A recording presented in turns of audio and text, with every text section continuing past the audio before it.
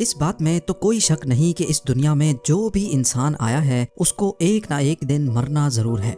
सिर्फ इंसान ही नहीं बल्कि कोई भी जानदार हो, देर से ही सही लेकिन सबको यहाँ से जाना पड़ेगा। क्या कभी ऐसा मुमकिन हो पाएगा कि इंसान या कोई भी जानदार मौत को धोखा दे सके? क्या कभी साइंस इतनी तरक्की कर पाएगी कि मरे हुए इंसान को दोबारा जिंदा कर सके या फिर उसको कभी ना मरने वाला इमॉर्टल बना दे? आपको ये जानकर हैरत होगी कि अमेरिका की एक कंपनी ऑलरेडी इस प्रोजेक्ट पर काम कर रही है, यानी मौत को धोखा देने वाले फॉर्मूले पर बड़ी तेजी से काम किया जा रहा है। नाजरीन, जिस तरह एयरप्लेन की डिजाइनिंग को एरोनॉटिक्स कहा जाता है, इलेक्ट्रॉनिक डिवाइसेस की डिजाइनिंग को इलेक्ट्रॉनिक्स और रोबोट्स की डिजाइनिंग को रोबोटिक्स, इसी तरह इंसान की डेड बॉडी को प्रिजर्व करके इस उम्मीद से कि इसको दोबारा जिंदा किया जाएगा, इस फील्ड को क्रायोनिक्स कहा जाता है।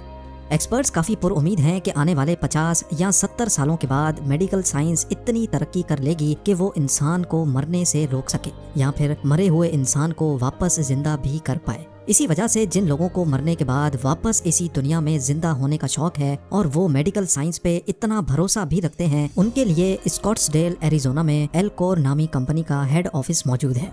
बाहर से देखने पर ये ऑफिस किसी आम ऑफिस की तरह ही लगता है, लेकिन बिल्डिंग के सेंटर में एक अजीबो गरीब मंजर देखा जा सकता है। धुएं छोड़ते हुए स्टेनलेस स्टील के इन बड़े बड़े कंटेनर्स में लगभग 300 लोगों की डेड बॉडीज मौजूद हैं और 33 पेट एनिमल्स को भी यहाँ दोबारा जिंदा होने की उम्मीद में फ्रीज किया गया है।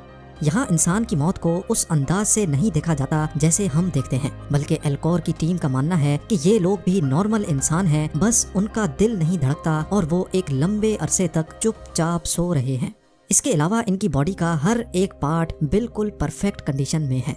हम ये भी कह सकते हैं कि इन 300 लोगों के लिए वक्त अगली कई दहाइयों के लिए रुक गया है। 70 सालों के बाद अगर वाकई मेडिकल साइंस इनको जिंदा करने में कामयाब हो गई तो ये अपने फ्यूचर में वापस जिंदा किए जाएंगे, जैसा कि टाइम मशीन या टाइम ट्रेवल जैसी साइंस फिक्शन मूवीज में देखा जाता है। इन कंटेनर्स के अंदर इतनी शदीद ठंडक है जितनी दुनिया के सबसे ठंडे इलाके एंटार्क्टिका में भी नहीं होती। लिक्विड नाइट्रोजन से भरे हुए इन कंटेनर्स के अंदर का टेम्परेचर हैरत अंगेज तौर पे -196 डिग्री सेल्सियस होता है, जिसको कंप्यूटर की मदद से 24/7 कंट्रोल किया जाता है और पावर आउटेज की सूरत में बैकअप जनरेटर्स भी मौजूद हैं। एक बड़े कंटेनर में 4 फुल बॉडी पेशेंट्स और 5 न्यूरो पेशेंट्स यानी सिर्फ उनके सर मौजूद हैं। जी हाँ, ये छोटा कंटेनर सिर्फ इंसान के सर और चेहरे को फ्रीज करने के लिए बनाया गया है। 300 में से 116 पेशेंट्स ने सिर्फ अपने सर फ्रीज करवाए हैं, जिसमें उनका ब्रेन और उसमें मौजूद तमाम मेमोरीज और डाटा 100% सेफ है। क्रायोनिक्स रिसर्चर्स का मानना है कि जब इनको वापस जिंदा किया जाएगा तो इनका सिर्फ फेस और ब्रेन इनका अपना होगा, जबकि इनके बकाया बॉडी पार्ट्स आर्टिफिशियल होंगे। इनको अपने मरने से पहले की तमाम चीजें अच्छी तरह याद होंगी और वो अपने ब्रेन को वैसे ही इस्तेमाल कर पाएंगे जैसा एक नॉर्मल इंसान करता है। इनकी आर्टिफिशियल बॉडी इनके अपने ब्रेन से सिग्नल भी रिसीव करेगी और इनका आर्टिफिशियल हार्ट वैसे ही ब्लड को पंप करेगा जैसे असली दिल करता है। लेकिन सवाल ये है कि ये सब मुमकिन कैसे होगा? क्रायोनिक्स इतना सिंपल भी नहीं है जितना हमें नजर आ रहा है। सिर्फ लिक्विड नाइट्रोजन में बॉडी को डाल देने से काम नहीं चलेगा, बल्कि ये एक फुल प्रोसेस है और बहुत कॉस्टली भी। फुल बॉडी को 50 सालों के लिए क्रायो प्रोटेक्ट करवाने के लिए $2,20,000 यानी तकरीबन 1,65,00,000 रुपए लगते हैं, और अगर किसी को सिर्फ अपना सर क्रायो प्रोटेक्ट करवाना हो तो उसके $80,000 अपने मरने से पहले ही पे करने पड़ते हैं, जो तकरीबन 60 लाख रुपए बनते हैं। कंडीशंस एक्सेप्ट करने के बाद जब सारी डॉक्यूमेंटेशन कंप्लीट हो जाती है तो अब पेशेंट का नाम एल्कोर की वेटिंग लिस्ट में शामिल कर लिया जाता है। वेटिंग लिस्ट का मतलब होता है कि एल्कोर के डॉक्टर्स की टीम अब पेशेंट के मरने का इंतजार करने लगती है। जी हाँ, डॉक्टर्स की एक रिमोट टीम जो 24 घंटे ऑन कॉल रहती है। जैसे ही उनको खबर मिलती है कि पेशेंट मरने वाला है तो वो फौरन हॉस्पिटल पहुंचकर अपने खास इंतजामात करना शुरू कर देती है। पेशेंट के मरने के फौरन बाद उसको 1 घंटे के अंदर अंदर एल्कोर की फैसिलिटी में लाया जाता है और उसकी बॉडी पर क्रायो प्रोटेक्शन का प्रोसेस स्टार्ट कर दिया जाता है। एक्सपर्ट्स का मानना है कि मरने के बाद जितना जल्दी उस पर प्रोसेस स्टार्ट किया जाएगा उतना ही उसके दोबारा जिंदा होने के चांसेस बढ़ जाते हैं।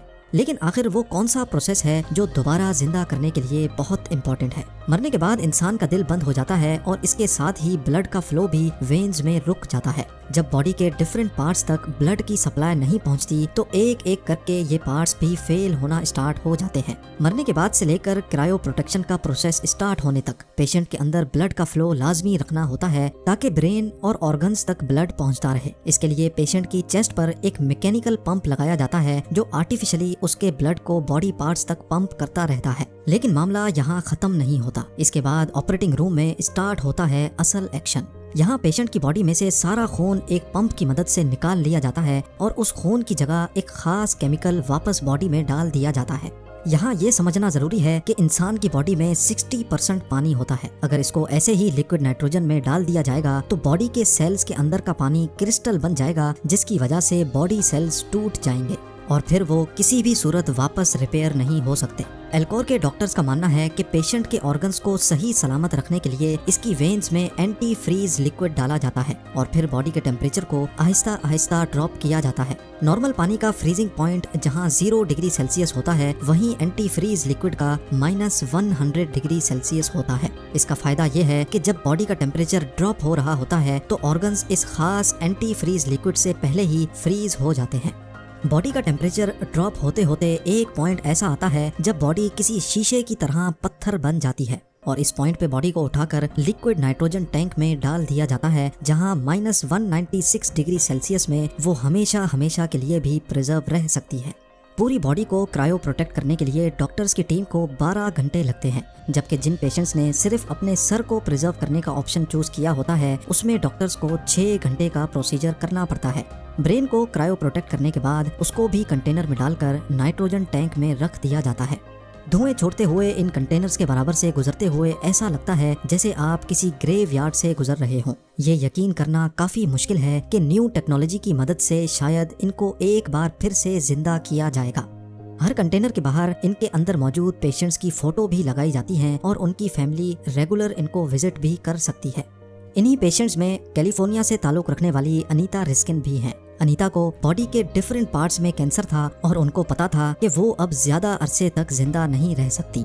इसी वजह से उन्होंने खुद को दोबारा जिंदा करने की उम्मीद में जीते जी अपने आप को एल्कोर में रजिस्टर करवा लिया।